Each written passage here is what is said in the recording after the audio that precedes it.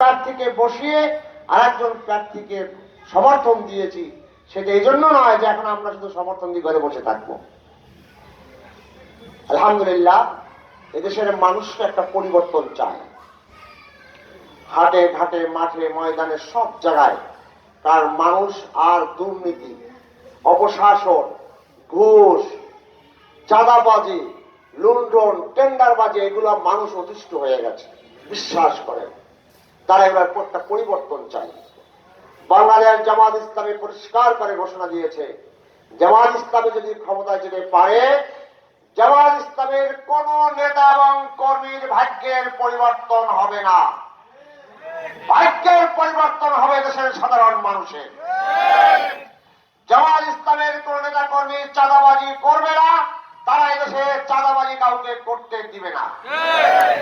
জামাত ইসলামী নিজেরা দুর্নীতি করবে না, তারা দুর্নীতি দেশ থেকে উচ্ছেদ করবে ইনশাআল্লাহ।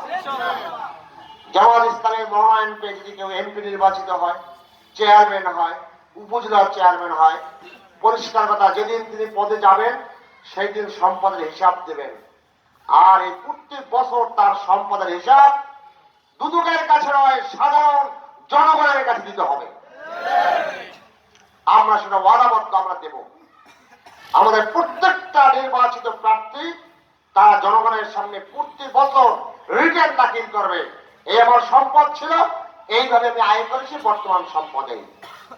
শুধু সেইটাই নয়, তার হাতে রাষ্ট্রের যত সম্পদ আসবে প্রতিটা আমিরা জামাত পরিষ্কার ঘোষণা, এই সম্পদের হিসাব আমরা জনগণের কাছে দেব ইনশাআল্লাহ।